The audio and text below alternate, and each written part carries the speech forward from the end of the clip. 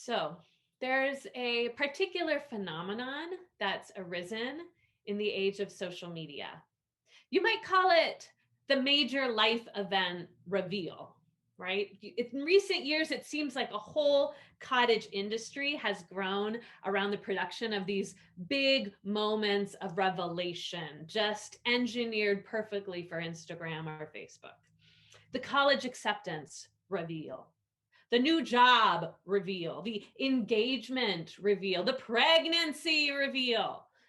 I have to admit, my family participated in this whole phenomenon ourselves earlier this year when Jason and I surprised our kids with the news that we had finally purchased our family home, something we had been working on for decades. And here was the moment. And to share this information we'd been working on in secret, Jason and I, we blindfolded them. We drove them to the house we had recently secured. We lined them up on the sidewalk and we told them it was time for them to see the surprise we had been working on. And of course, Jason and I videoed their reactions as they removed their blindfolds. And that was how we shared with the wider world our news, by sharing their amazing reactions. It was a pretty amazing, epic moment. But of course, it's not just social media, right, that you see the big reveal. My family likes to watch like home makeover shows like Fixer Upper, and those shows are all about the big reveal. But we've seen the big reveal pop up in other places too. I think about when I was a kid and would watch on my sick days, The Price is Right. And there's that moment where they announce the new car, right?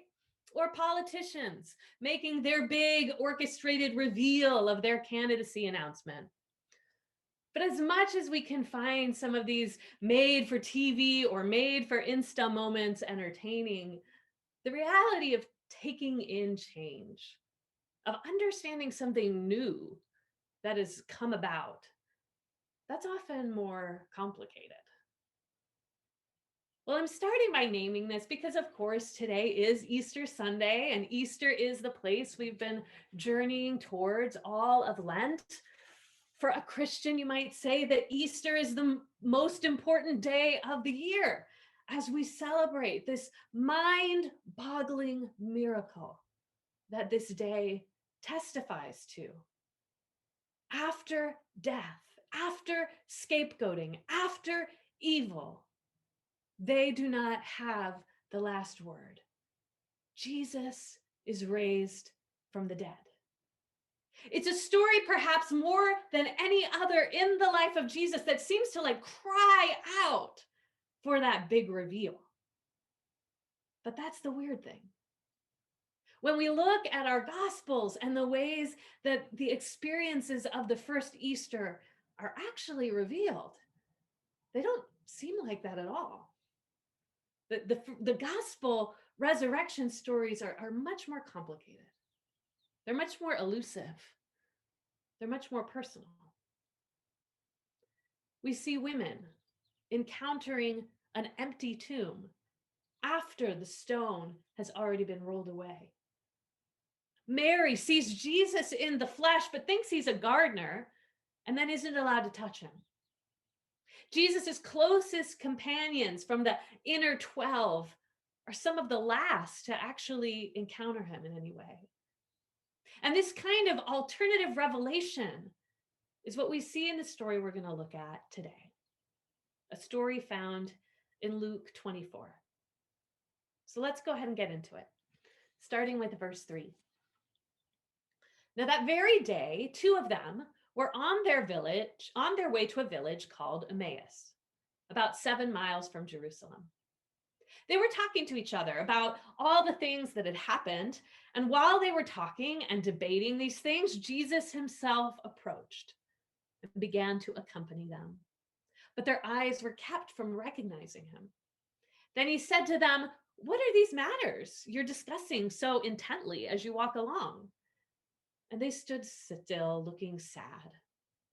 Then one of them, named Cleopas, answered him, "Are you the only visitor to Jerusalem who doesn't know the things that have happened there in these days?" He said to them, "What things?" The things concerning Jesus, the Nazarene, they replied, a man who, with his powerful deeds and words, proved to be a prophet before God and all the people, and how our chief priests and leaders handed him over to be condemned to death and crucified him. But we had hoped that he was the one who was going to redeem Israel. Not only this, but it is now the third day since these things have happened. Furthermore, some women of our group amazed us. They were at the tomb early this morning, and when they did not find his body, they came back and said they had seen a vision of angels who said he was alive. Then some of those who were with us went to the tomb and found it just as the women had said, but they didn't see him. So he said to them, "Oh, you foolish people, how slow of heart to believe all that the prophets have spoken. Wasn't it necessary for the Christ to suffer these things and enter into his glory?" And then, beginning with Moses and all the prophets, he interpreted to them the things written about himself in all the scriptures. So they approached the village where they were going, and he acted as though he wanted to go farther, but they urged him, "Stay with us, because it's getting toward evening and the day is almost done." So he went in to stay with them. And when he had taken his place at the table with them, he took the bread, blessed and broke it, and gave it to them. And at this point, their eyes were opened and they recognized him. Then he vanished out of their sight. They said to each other, "Didn't our hearts burn within us while he was speaking with us on the road, while he was explaining the scriptures to us?" Okay. So this is an Easter story, a resurrection story, but it's not a story of a dramatic reveal. This isn't like Palm Sunday. There's no big spectacle, no huge ta-da moment.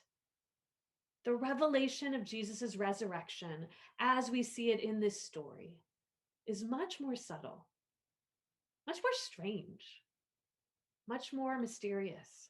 I mean, it's a weird story, isn't it?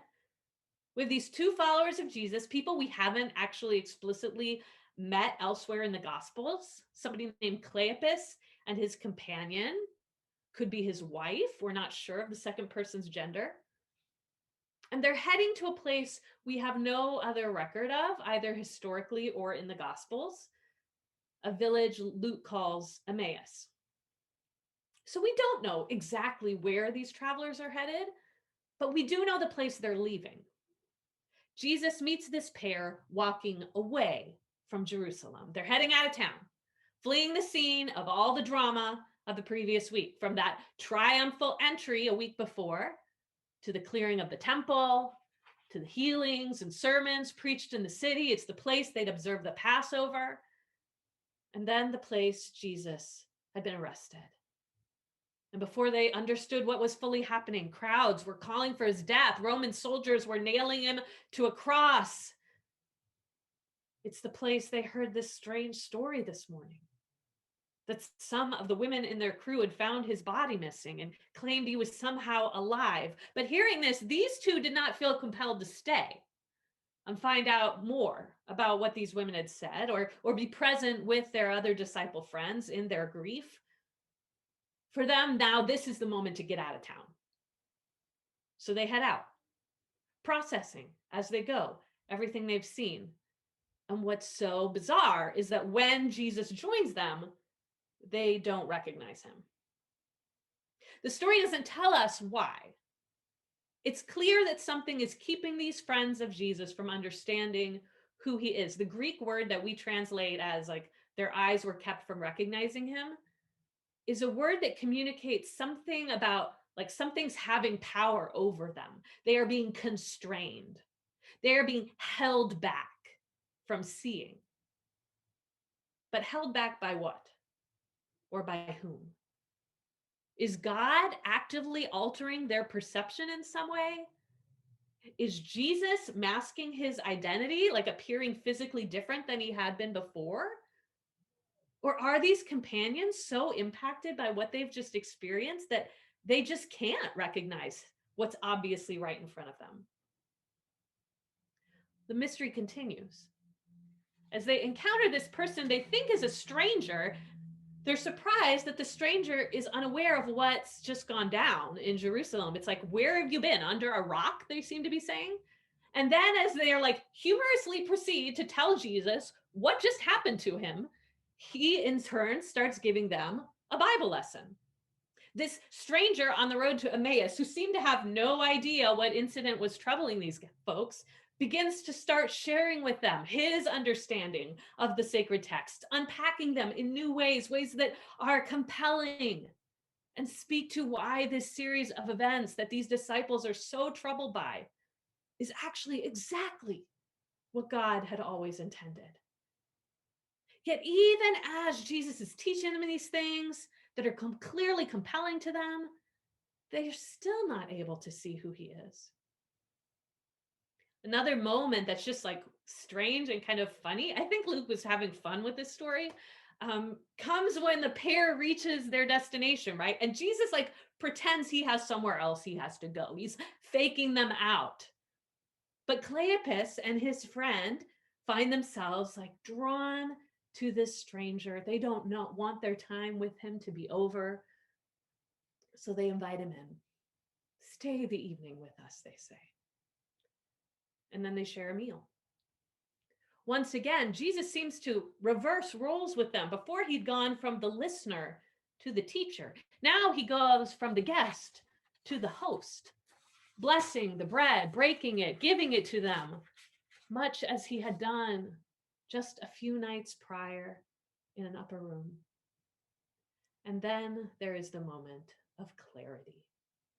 Their eyes were opened, Luke tells us. And just as they are, just as they fully perceive who he is, where we have the clearest moment of the big reveal, Jesus disappears from sight. They're left pondering what they've just experienced. And Luke goes on to tell us that the revelation sends them running back to Jerusalem, where they share with their friends that they had just left behind the news of this encounter. So, what are we to make of this strange kind of Easter story? What's the meaning of such an elusive reveal? As we conclude our teaching series, we've been calling the stories that sustain us. What might we be sustained by here? Well, truthfully, after more than a year of living through this global pandemic, and as we enter this season of kind of a haltingly emerging from this COVID reality, I find this story kind of helpful and instructive. The truth is, I think we all want the big dramatic moment, the big grand reveal. People have been asking Dr. Fauci for more than a year, when's the moment we're going to get back to normal, right? Like as if there was one. There's something appealing about a Hollywood ending where things all come together cleanly, the loose ends are all tied up, the hero lives happily ever after. But our lives aren't Hollywood films or Instagram perfect posts. They don't generally tie up so neatly. And this is definitely true in the life of faith. One of the podcasts I enjoy listening to somewhat regularly is called On Being with Krista Tippett. It's an NPR podcast that explores spirituality and wholeness. And last week, Krista actually had Dr. Christine Runyon on as the guest on her show. And Dr. Runyon's a clinical psychologist who grew up actually a military kid, and then went into the Air Force herself.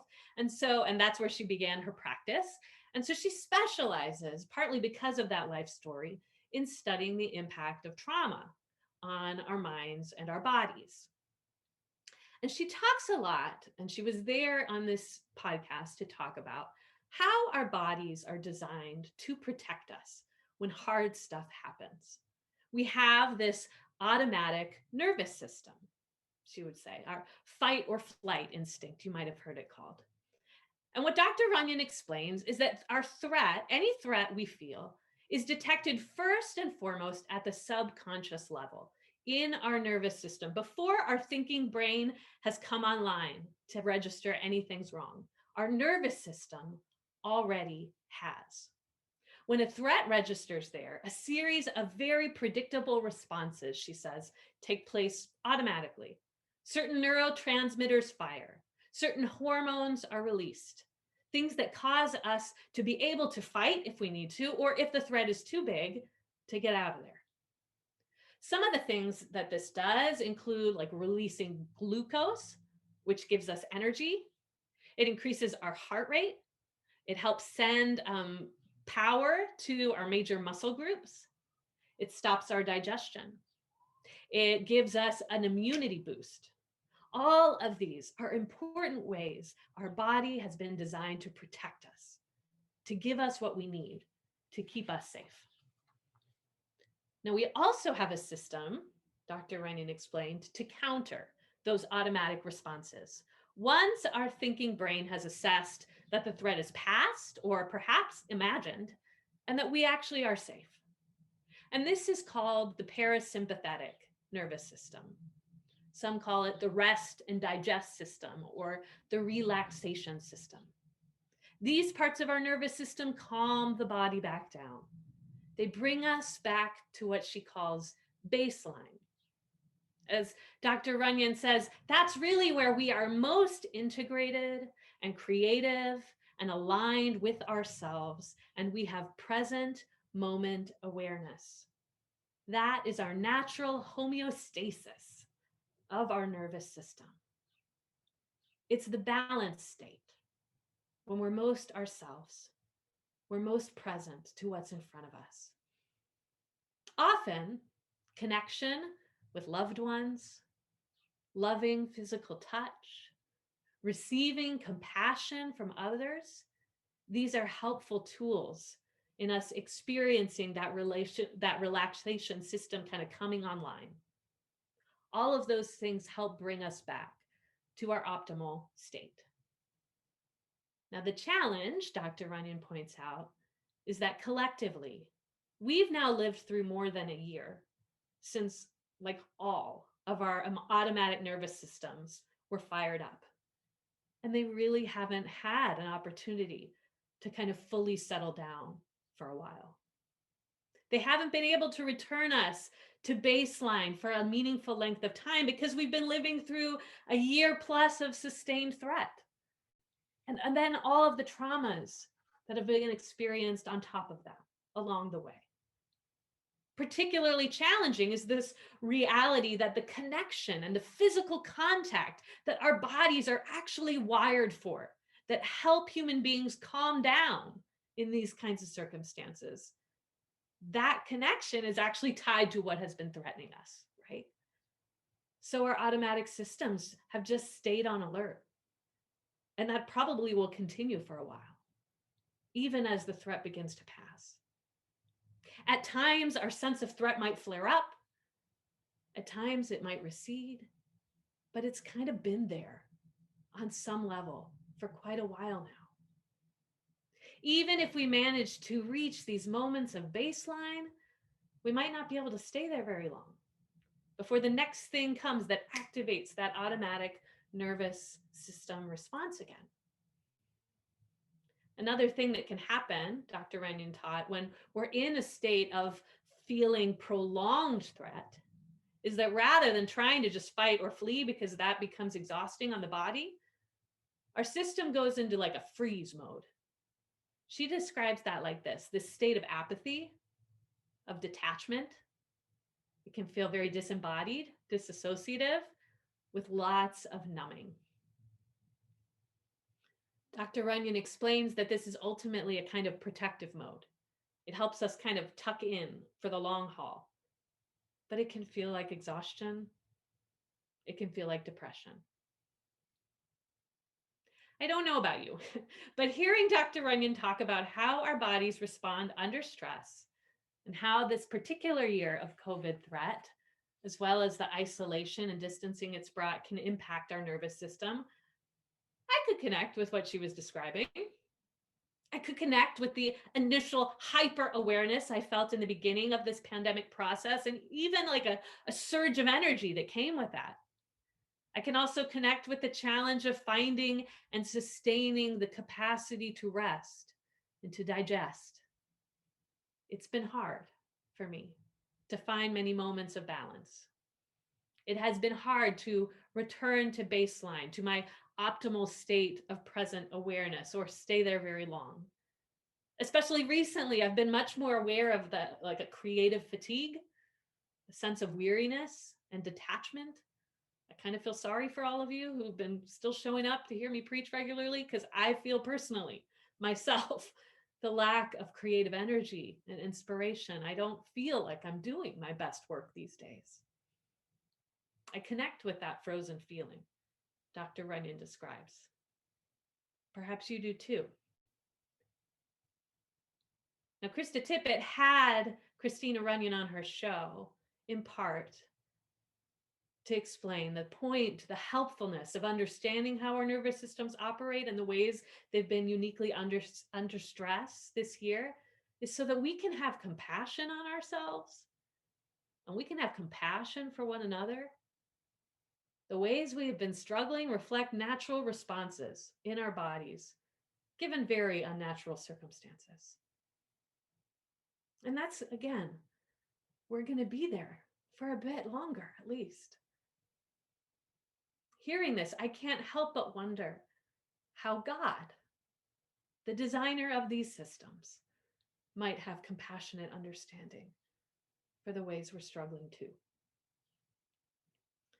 Now, there are many ways one can interpret the mystery of what happened on that road to Emmaus. I wonder if one of them might be this. In the wake of trauma, Jesus' friends weren't able to be fully present to the miracle of his resurrection all at once. They needed time and space and the healing presence of personal connection to be in a place where they could experience the power of what has happened and who is really with them. Because the miracle of resurrection, the idea that is illogical and yet sacred, that death is not the end, that evil has not won, that there is life after loss. That concept goes too deep. It hits too many sensitive places in our minds, in our spirits, in our psyches, in our hearts, to just be revealed and then done with. Surprise! This is a reality that has to be absorbed. So perhaps a takeaway from this story is something like this. After loss, it can take time to recognize new life. After loss, it can take time to recognize new life. Remember, these two Jesus followers have just had their hearts broken. They watched the one who held their hopes and dreams, the one who they thought would deliver them from the Roman oppressors, then brutally slaughtered by some of those same Romans. That is traumatic. They had seen one of their friends, a member of Jesus' own inner circle, somebody these folks probably knew. They had seen Judas betray him, hand him over to those conspiring to kill him. They had, in the middle of their Passover celebration, trust has been broken. They have seen things they cannot unsee. It is too terrible. None of it was supposed to go this way. And so these Jesus followers do exactly what psychologists like Dr. Runyon tell us our bodies are engineered to do to protect us and keep us safe. They flee the trauma. I wonder if Jesus, one with the creative force at the center of the universe, might have understood this about his friends. While those in his day were like millennia away from having names for our mental processes like automatic nervous system, perhaps the divine mind within Jesus was aware of what was going down. Perhaps he understood. His friends were in fight or flight mode. Maybe his appearance was actually altered in some way, or maybe he understood that even if it wasn't, his friends would not be able to take him in. This is too big a leap for them right now, life after death. They need to be re-regulated. They need their thinking brains to come online to help assess they are not in danger. There is actually good news, amazing news, world-altering news available to them. Perhaps that scripture study he led them through was a part of that mental engagement that Cleopas and his companion needed for their trauma response to start to calm down. But considering this story through this lens, it strikes me as profound and deeply true that the real regulation, the real engagement of that rest and digest system that brings us to places of full presence and clarity, that seems to come when these friends share a meal with Jesus. This is the intimate experience of offering belonging that Jesus has come for. This is where he has connected with folks again and again around the table, breaking bread together, drinking wine. This is how he's asked his followers to remember him, by doing the same, offering radical table fellowship that transgresses social boundaries and communicates to whoever the humans are that you are at the table with, you belong. And so this meal experience, watching Jesus break the bread, this finally brings these friends to that place of clarity. They see him exactly as he is. They comprehend resurrection fully. They understand he is risen. He is risen indeed. And just as they recognize what's been revealed, just as it becomes totally clear, he disappears from view. And that brings me to another takeaway I think is helpful to keep in mind. Moments of divine clarity are often fleeting. Those moments of divine clarity are often fleeting. I think all of us on the spiritual journey long for the big reveals. We long for the places it all becomes clear. We know what we've been called to. We see clearly who God is, what they're doing in the world. We hear the voice of the Holy Spirit clearly speaking to us words of encouragement and direction. I've heard many of your stories. I know that there have been moments in many of our lives where we've had tastes of that. We've had glimpses of the sacred in our midst. We felt the heaviness of heaven land on us like a warm blanket, inviting us to envelop ourselves in its comfort. We've had those moments when our cells seem to spin out of our bodies and chills run through our spines. We've heard words ring in our hearts that feel clearer than any words we've heard with our ears. And we've been moved by them.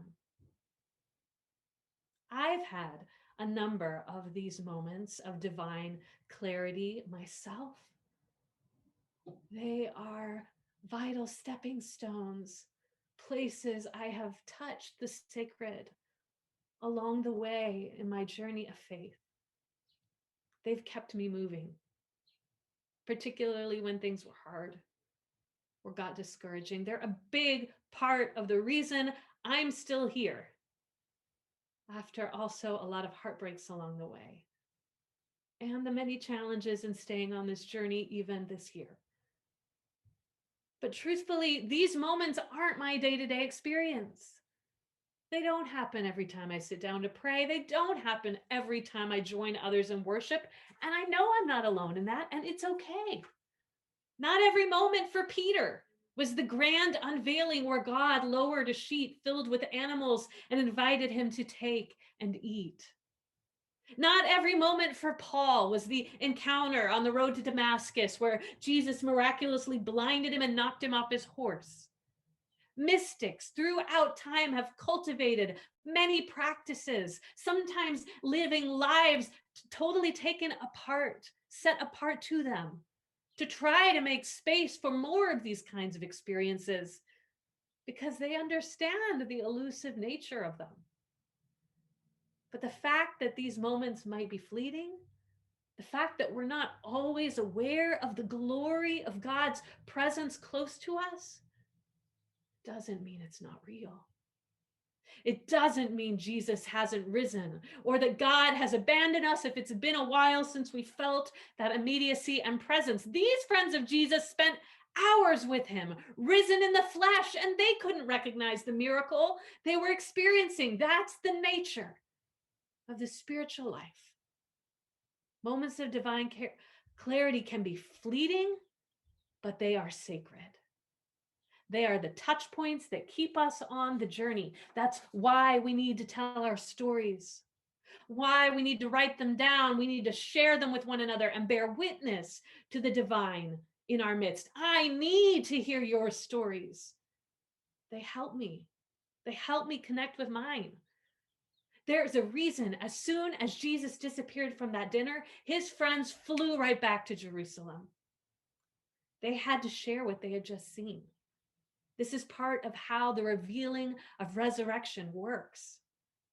We reveal it over time to one another. We reveal it over time to one another. And that brings me to my last takeaway from our story today. Even when we don't comprehend Jesus' presence, we can still be impacted by it. Even when we don't comprehend that presence, we can still be impacted by it. Remember, as soon as Jesus vanished, his friends look at one another and they recognize the impact of the afternoon they just spent together. Oh, didn't our hearts burn within us while he was speaking with us on the road, while he was explaining the scriptures? Sometimes it's only after the threat has resolved, after the storm has passed, after we've returned to homeostasis, after we've had brief, fleeting moments of clarity and divine encounter, that we can look back and see what's actually been with us throughout the last leg of our journey. That's part of what's challenging about this season we're in collectively now. Things are starting to get better. Every day, more vaccines are coming into more arms. We're learning about real protection that brings, but our experience of resurrection isn't going to happen all at once.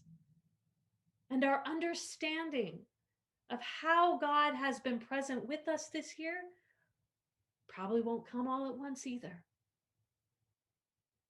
But my hope is, as we move forward, as we have more opportunities to regulate, to reach our baselines, as we have more spaces to connect, to break bread together, to share stories, I believe, like these early Jesus followers, we too will be nourished by the truth that resurrected Jesus has been with us throughout this journey. And even when we could not perceive him, his presence has impacted us in ways we might never fully understand. I'm going to end with a little illustration of what resurrection and its revealing in all of its complexity has looked like for me this week. I've mentioned several times this year how much I have missed the opportunity to sing with people. That's been a particularly challenging one for me. Because singing with others, that is what brings me back to baseline. It's one of my places of deepest spiritual practices. It's something I started to wonder in some part of my mind and body this year after months and months and months, if I'd ever really experienced that again. And then a week ago, this happened. Danielle, you can share the picture.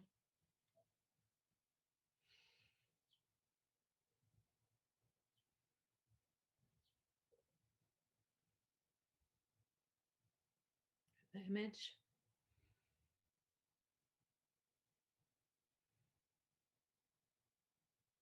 There we go. So last Sunday afternoon, 4 of us from Haven gathered to sing together and to record worship that we're going to share in a bit here on Easter morning. And as it happened, the reason we could do this is because all of the musicians in that picture, other than myself, are now fully vaccinated. And under recent CDC guidelines, we were able to gather in this small group with one another and share this practice of singing again. And my experience of that was surreal. Part of me expected the big reveal, angels to be just flooding the space for, my sense of the glory of God all just kind of coming at once. And it wasn't like that, right? The heavens didn't open. I didn't burst into tears. It was actually kind of hard to be fully present to what was happening. In some ways, it felt like the whole last year hadn't happened, that we were just picking up exactly where we left off. In other ways, it felt rusty and strained. We were using muscles that had kind of atrophied in ways we hadn't used them for a while. But overall, I just couldn't help smiling. Couldn't help feeling like I was finding a way home. It was sweet. It was sacred. And there were fleeting moments of clarity and a sense of coming somewhere I hadn't been in a long time, but needed to be again. And that was good. When our time was at a close, similar to Jesus and his friends, I could feel in all of us a reluctance for that space to be done, a reluctance to say goodbye. Friends, this has been such a hard season for so long.